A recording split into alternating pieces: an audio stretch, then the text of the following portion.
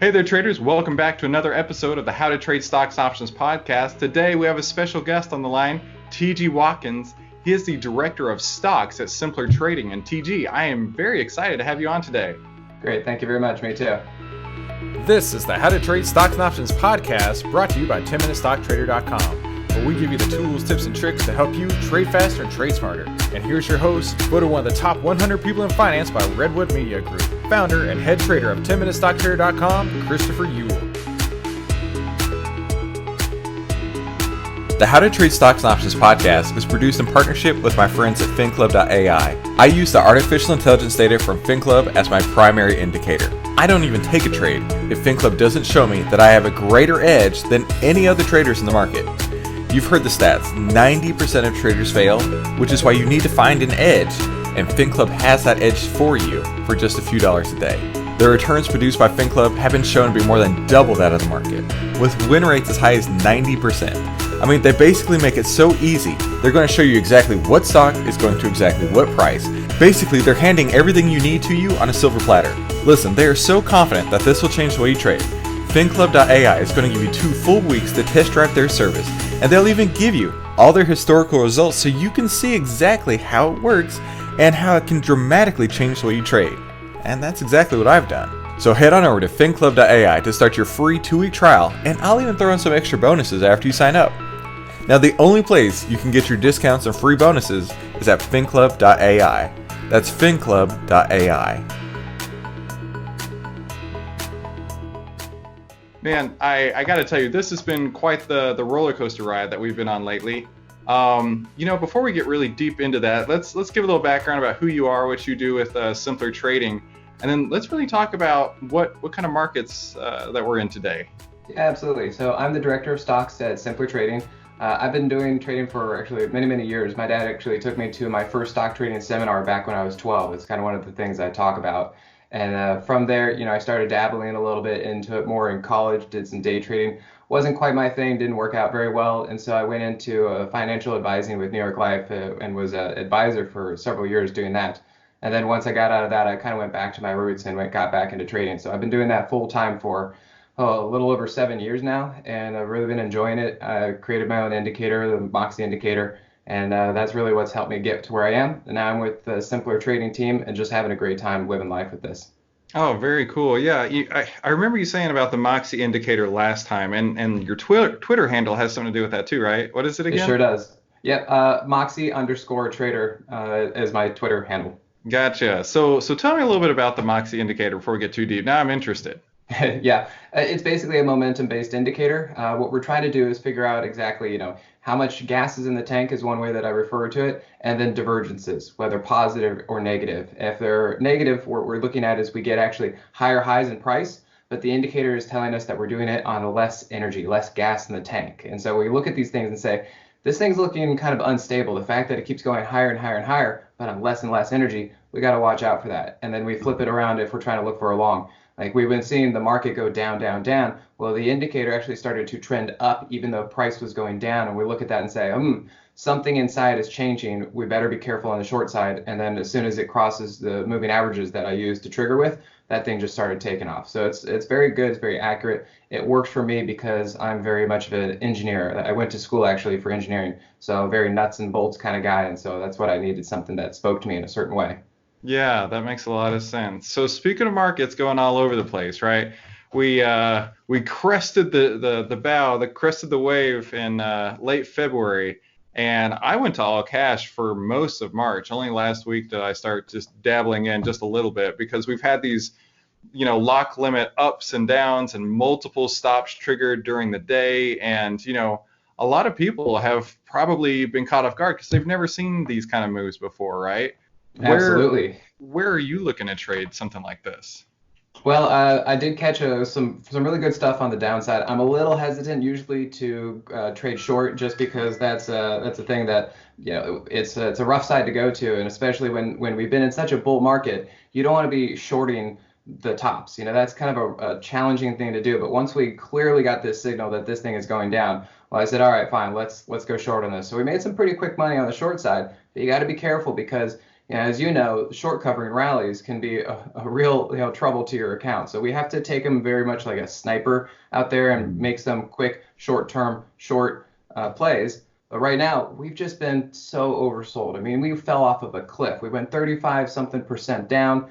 The short side can only exist for so long before people say, hey, this is getting risky, or the government starts to step in. I mean, they were shooting how many different kind of bazookas at the market right now? Oh, So we looked for that. I look for moving averages on the lower time frame, price to start getting over that, all that kind of stuff. And once it started popping, I mean, mid this week, everything started to kind of pop to the upside.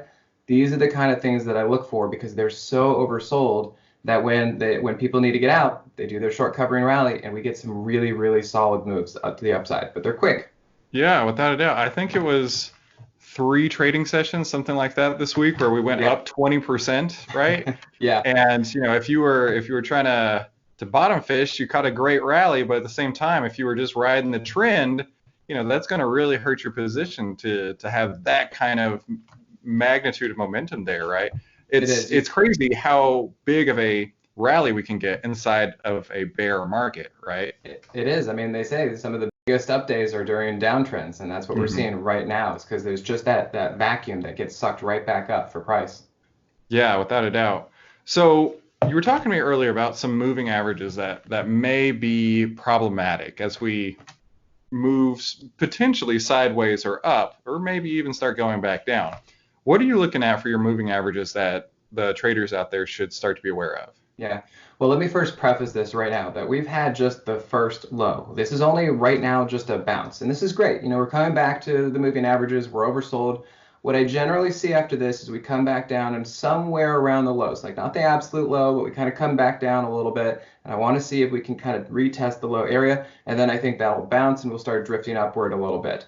Now, this is the tricky part, and this is what I've been trying to caution a lot of people, because I get a lot of people who've been calling me say, hey, do I buy the dip? Do I buy the low? And they think this is a lifetime opportunity. I said, yes, we're coming off the lows, and yes, there's going to be some uptrends. But what I'm concerned about is I've gone back and I've really been studying basically the beginning of bear markets. And what I see is that we get this first big drop, which kind of is like the shot across the bow. And then price starts to just meander kind of back up into these overhead moving averages as resistance. And so we look at the monthly 10 SMA, the weekly 50 SMA, and the daily 200 SMA. Those are some major overall moving averages that I think that we're looking now overhead. They're starting to trend down. And if in the next few weeks, few months, if we can't get past them, then I think we're going to be in trouble when we start rolling over, and this might spark a bear market for the foreseeable future. All right. So what are those moving averages again? You hit them really fast. I didn't even have a chance to write them down. It's the 10 simple moving average for the monthly. The daily or monthly? No, for the monthly. And for the weekly, it's the 50 simple moving average. And for the daily, it's the 200 simple moving average. Now, this isn't, the market is a living, breathing thing. This isn't a hard and fast prediction. It's something I'm looking at and something we need to watch out for as we approach those moving averages for resistance, and we need to see what happens when we get to them.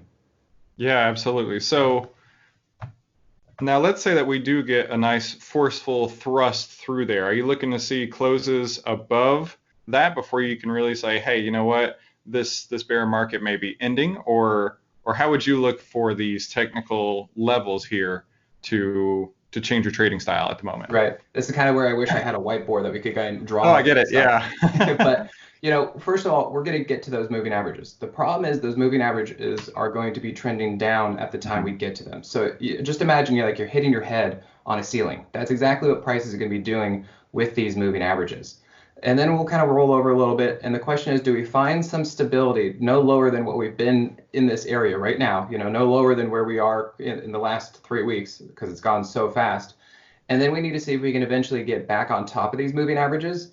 And I mean, we're talking, this is a very long process. There could be months from now to get all this kind of stuff figured out. If we can not only just get over them, stay over them, and then even longer in the future, if we can actually start turning them back up and use them for uptrending guides. But right now they're overhead, and this is the problem. They're resistance. They're a ceiling overhead, and we need to figure out what are we going to do other than hit our head and bounce back.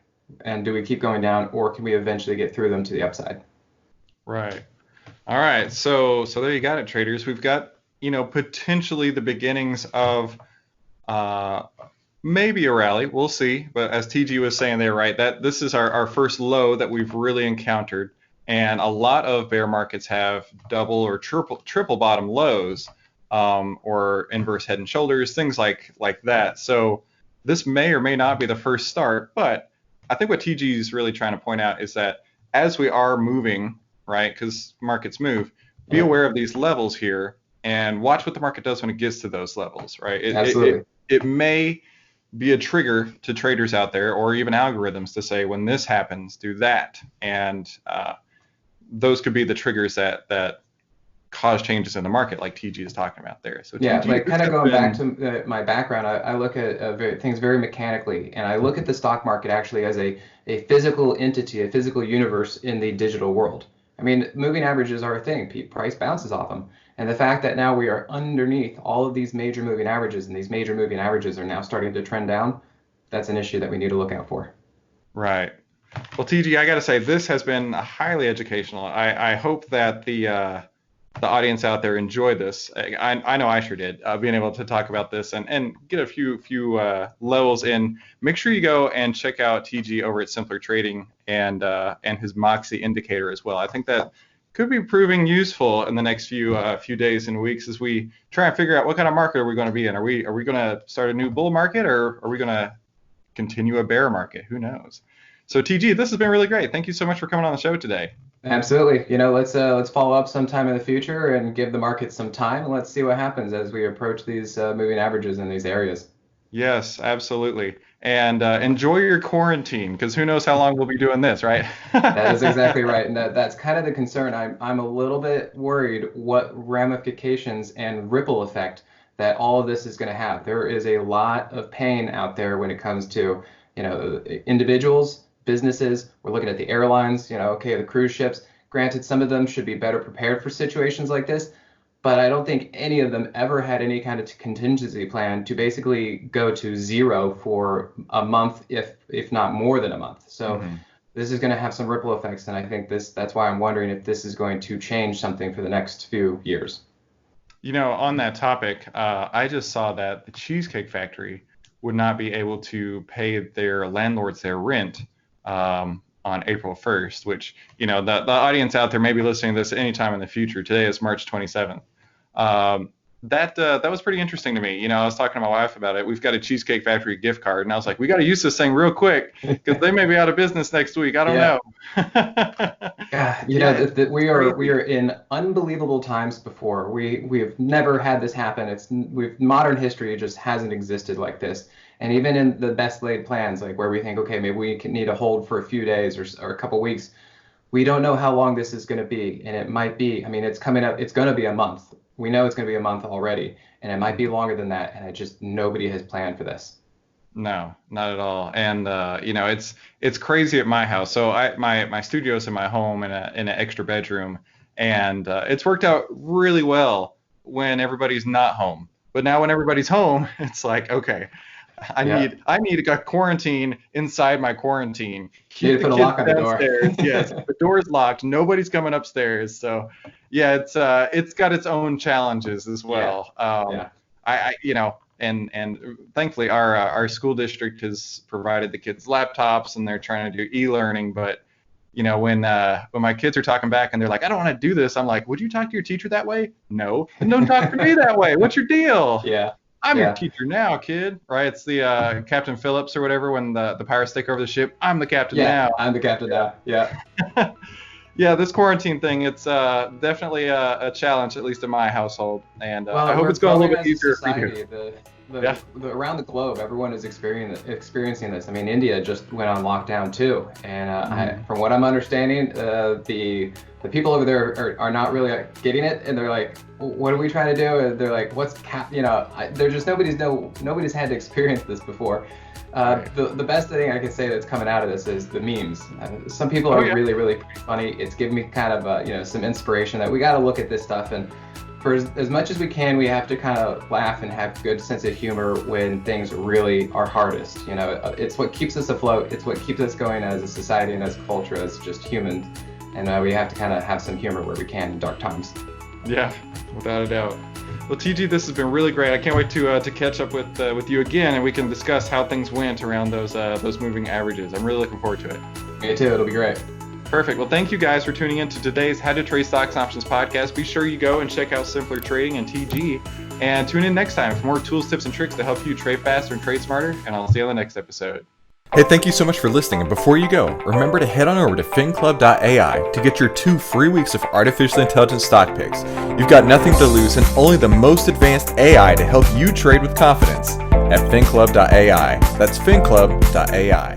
10MinuteStockTrader.com content is for information and educational purposes only.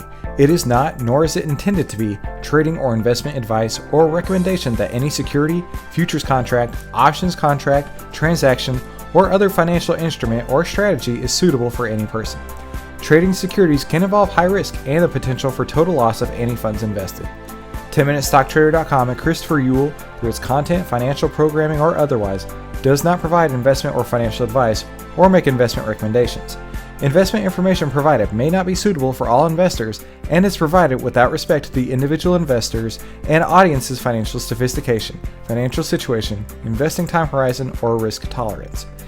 10MinuteStockTrader.com and Christopher Uhl are not in the business of trading securities trades, nor does it direct client commodity accounts or give commodity trading advice tailored to any particular client situation or investment objectives. 10MinuteStockTrader.com and Christopher Uhl are not licensed financial advisors, registered investment advisors, or registered broker-dealers. Stocks, options, futures options, and other financial instruments not included here involve risk and are not suitable for all investors.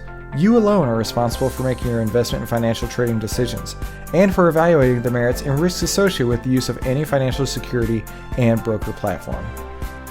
For more information, please visit 10MinuteStockTrader.com/legal. And thanks for stopping by.